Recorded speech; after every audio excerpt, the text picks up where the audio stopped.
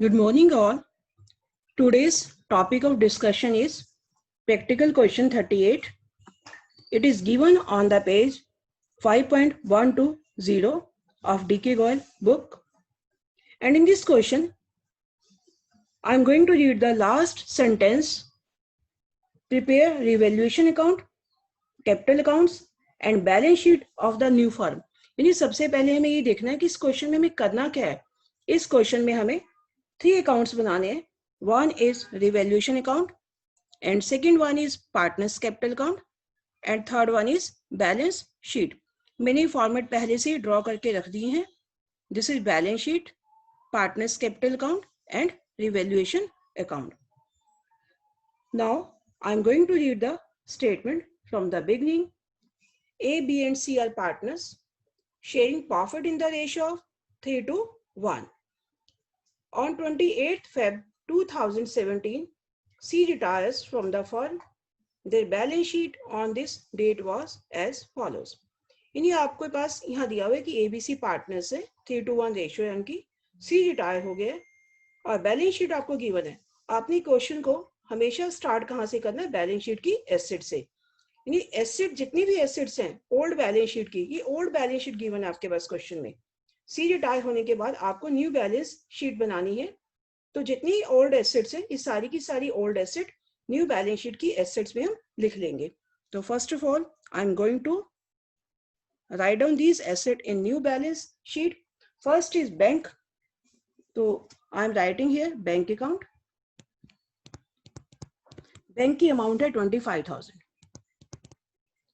तो बैंक के बाद अब 2 लाइंस जो इसमें छोड़ देना, क्योंकि कई बार क्या होता है कि बैंक में एडिशन सब्ट्रैक्शन होती है, तो यहाँ पर स्पेस छोड़ देना 2 लाइंस का. After that debtors. डेटर्स के बाद भी एक लाइन जरूर छोड़ना, क्योंकि कई बार प्रोविजन गिवन होते हैं. After that stock. स्टॉक की अमाउंट कितनी है? यानी डेटर्स है 1,65,000 एंड स्टॉक की वैल्यू यहीं पर ही लिखते जाएंगे. Stock is of 2,50,000. After that investment 3 lakh. मैं एक लाइन छोड़ दी हूँ ताकि कोई भी चेंजेस होंगे तो हम यहीं पर कर लेंगे. इन्वेस्टमेंट है 3 lakh, because these are the amount of old balance sheet. जितने भी चेंजेस होंगे हम यहीं पर ही कर लेंगे. After that fixed asset. Fixed assets is of 5,40,000. अब now come to the liability side, क्योंकि एसेट साइड में सिर्फ एसेट ही गिवन है. No accumulated losses is given to you. अगर कोई भी एक्यूमुलेटेड लॉस होता है तो उसे हम पीसीए के डेबिट साइड में ट्रांसफर कर देते हैं, लेकिन इस क्वेश्चन में एक्यूमुलेटेड लॉस या ओल्ड गुडविल नहीं है, तो उसे हम छोड़ देंगे. Now come to the liabilities side. Liabilities में सबसे पहले sundry creditors. We write here sundry creditors. The value is 1,20,000.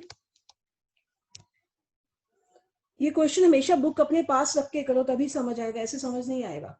Outstanding expenses next 10,000. Profit and loss account is given. This is accumulated profit. तो ये एक्यूमुलेटेड प्रॉफिट आपका new balance sheet में नहीं जाएगा, ये कहाँ जाएगा? पीसीए की क्रेडिट साइड में. तो पार्टनर्स कैपिटल अकाउंट मैंने बनाया हुआ है, लेकिन कभी भी स्टार्टिंग से पहले हम प्रॉफिट एंड लॉस यहाँ ट्रांसफर नहीं करेंगे. पहले हम अपने आप ही लिख देंगे बाय बैलेंस ड्रॉ डाउन. सबसे पहले कैपिटल के बैलेंस आएंगे, उसे ब्लैंक छोड़ देंगे. Then by profit and loss account. कि प्रॉफिट एंड लॉस अकाउंट कितना है? 1,50,000 है. ये ओल्ड पार्टनर्स में 3:1 की रेशियो में डिस्ट्रीब्यूट कर देंगे, तो इसकी वैल्यू आ जाएगी 75,000, 50,000 and 25,000. 75,000, 50,000 and 25,000. After that capital count is given. Capital के बैलेंस है 5 lakh, 3 lakh and 2 lakh. We write here 5 lakh, 3 lakh, 2 lakh. Now come to the additional information. Because balance sheet is over now, the following was agreed upon. 1. Goodwill of the firm is valued at rupees 1,50,000. यहाँ पर firm की goodwill है, but firm की goodwill अभी आपको जैसे ही आपका retiring partner का गुडविल का शेयर निकल आएगा, C sells his share of goodwill to A and B in the ratio 4:1. यानी जो C का जितना भी गुडविल का शेयर आएगा वो किसको दे रहा है, A और B को दे रहा है, किस रेशियो में 4:1. यानी इस क्वेश्चन में आपके पास गेनिंग रेशियो भी गिवन है. गेनिंग रेशियो कितनी है आपको कैलकुलेट करने की नीड नहीं है, कितनी है 4:1. यानी इस क्वेश्चन में आपके पास गेनिंग रेशियो 4:1 वो भी आपके पास गिवन है. उसके बाद है नेक्स्ट सेकेंड पॉइंट, यानी जो न्यू रिटायरिंग पार्टनर का ट्रीटमेंट है सबसे हम एंड में करेंगे, स्टार्टिंग में नहीं करना. पूरी रिवैल्यूएशन करने के बाद हम रिटायरिंग पार्टनर का ट्रीटमेंट करेंगे. Second point is stock is revalued at ₹3 lakh. Stock पहले कितना था, now come to the balance sheet. Stock कितना था 2,50,000, अब कितना हो गया 3 लाख. यानी इट मीन्स टोटल स्टॉक हो गया 3 लाख. इट मीन्स कितना इंक्रीज हो गया 50,000. ये जो 50,000 इंक्रीज हुआ है दिस इज अ प्रॉफिट. इसे हम कहाँ लिखेंगे, रिवैल्यूएशन अकाउंट की डेबिट साइड. प्रॉफिट है तो रिवैल्यूएशन अकाउंट की क्रेडिट साइड में लिखेंगे. Now come to the revaluation account. By stock 50,000, जितना वहां पर एडलेस होगा सारा का सारा ही रिवैल्यूएशन में आएगा. यानी एसेट और लायबिलिटीज जितनी इंक्रीज डिक्रीज होगी उनका जितना भी इंक्रीज डिक्रीज है वो कहाँ जाएगा, आपका सारा रिवैल्यूएशन अकाउंट में जाएगा. प्रॉफिट है तो क्रेडिट साइड, लॉस है तो debit side. And debtors are revalued at ₹1,50,000. Now come to the balance sheet. Debtors कितने 1,50,000 revalued at, यानी अब उसकी वैल्यू 1,50,000 है. It means debtors कितने कम हो गए 15,000. ये क्या हो जाएगा प्रोविजन. तो इट मीन्स यहाँ लिख देंगे माइनस प्रोविजन 15,000. तो दिस इज अ लॉस. इस लॉस को हम कहाँ लिखेंगे, रिवैल्यूएशन की डेबिट साइड में. तो come to the revaluation account to provision for doubtful debts 15,000.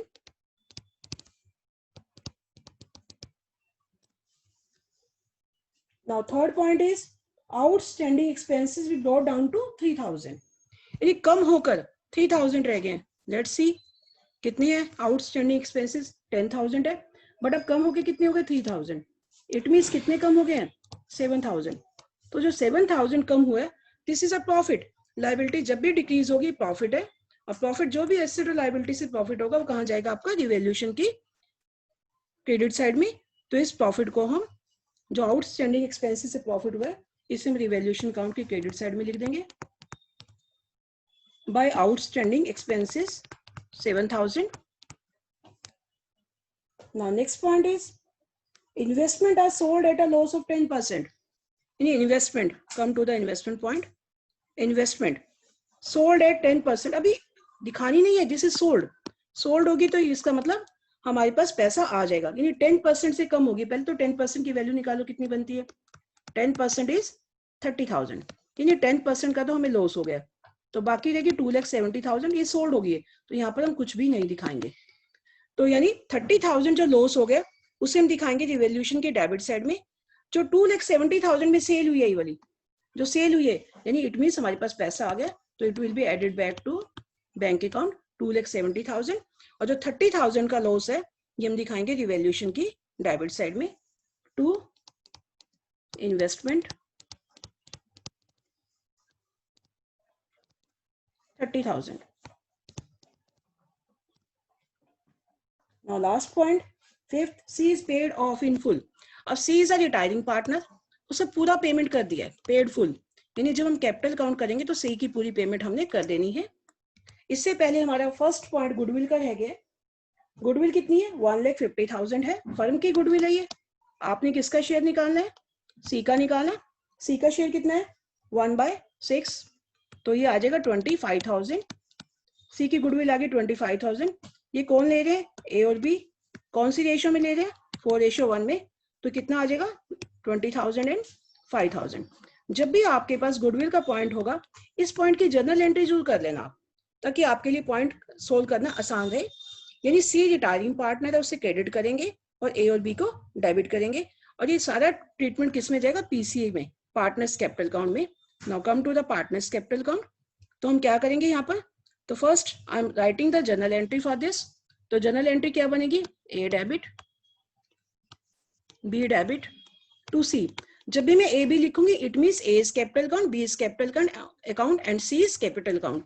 यानी ए का शेयर कितना, रेशियो कितनी थी 4:1, तो 20,000 ए में and 5,000 in B is capital count and 25,000 in C is capital count.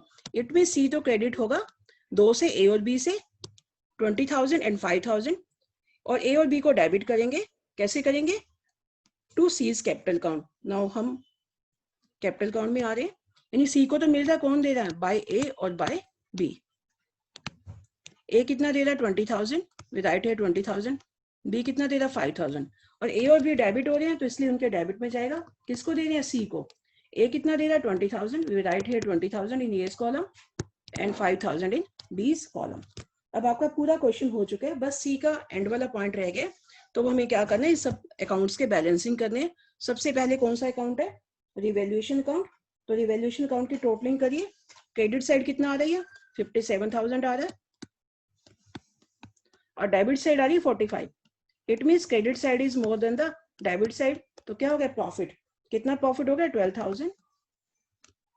तो हम क्या करेंगे? To profit transfer to old partners. Old partners कौन है? ABC. Old ratio. Old ratio क्या है? 3:1. तो अमाउंट आ जाएगी 6,000, 4,000 एंड 2,000. और ये जो प्रॉफिट है कहाँ ट्रांसफर होगा? PCA की क्रेडिट साइड में हम लेके जाएंगे. अब हम PCA में जा रहे हैं. Second account PCA. तो हम क्रेडिट साइड में लिखेंगे by revaluation account. The amount is 6,000, 4,000 and 2,000. 6,000, 4,000 and 2,000. Now in this way we will totalize the capital count also. सबसे पहले हमें यहाँ C का टोटल करना है. C is a retiring partner. तो C का कितना बनता है टोटल? 2,25,000, 2 and 20,000. तो कितना हो गया हमारा?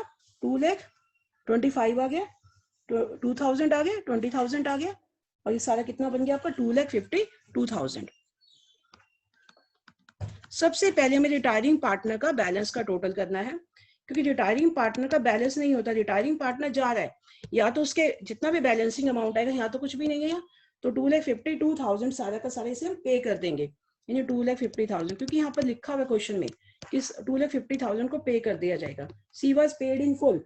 5th पॉइंट में लिखा हुआ है टू बैंक अकाउंट. अगर हम इसे पे ना करते तो यहाँ लिखते, अगर कोई भी इंफॉर्मेशन ना होती तो हम यहाँ लिखते टू सीज लोन अकाउंट. यहाँ पर पे कर दिए तो टू बैंक आ गया. तो बैंक में से भी पैसा चला जाएगा, तो साथ साथ ये भी लिख देना बैंक में से minus 2,52,000. Now come to the capital. तो आपके पास सी का ट्रीटमेंट हो गया. Now after that you will find out the balance of A and B. As total is 5,75,000 and 6, 5,81,000 and 3,54,000. तो इन दोनों के तो बैलेंस ही आ जाएंगे. तो बैलेंस कैरी डाउन, यानी 5,86,000, 5,81,000 and 3,54,000. 5,81,000 minus 20, it will be 5,61,000 and B's will be 354 minus 5, 3,49,000. और दोनों capital के बैलेंस है, ये आपके कहाँ जाएंगे? नेक्स्ट आपके बैलेंस शीट में जाएंगे. तो बैलेंस शीट में चलते हैं. तो यहाँ लिखेंगे कैपिटल्स. अब सिर्फ नए पार्टनर्स की कैपिटल आएगी ए और बी की. सी इज अ रिटायरिंग पार्टनर. ए की कैपिटल कितनी है? 5,61,000 आई है और बी की कैपिटल आई है 3,49,000. इन दोनों का टोटल करेंगे तो ये आ जाएगा 9,10,000. बस अब हम क्या करेंगे? बैलेंस शीट का टोटल कर लेंगे. तो टोटल करने से पहले हमने ये चेक करना है कि हमने सारी अमाउंट, ये बैंक का भी टोटल कर देंगे. टोटल करके यहाँ लिखा है नहीं लिखा है जो चेक करना है. तो टोटल करके हमारे पास बैंक का बैलेंस आ जाएगा 43,000. 25,000 plus 270, 295, 295 minus 252, it will B 43,000. Debtors हमने लिख दिए. स्टॉक का बैलेंस आ गया, इन्वेस्टमेंट आ गया. अब जैसे फिक्स्ड एसेट में कोई चेंज नहीं है तो एज इट इज इसकी वैल्यू यहाँ पर लिख देंगे. तो हम इसका टोटल करेंगे तो टोटल आ जाएगा 10,33,000. In this way liability side पे जाएंगे. जैसे संडे क्रेडिटर्स है, इसमें कोई चेंज नहीं है तो no change mean same amount will be return in the rupees column. Outstanding expenses हो चुका, कैपिटल हो चुका, तो इसका भी टोटल करेंगे तो इट विल बी 10,33,000.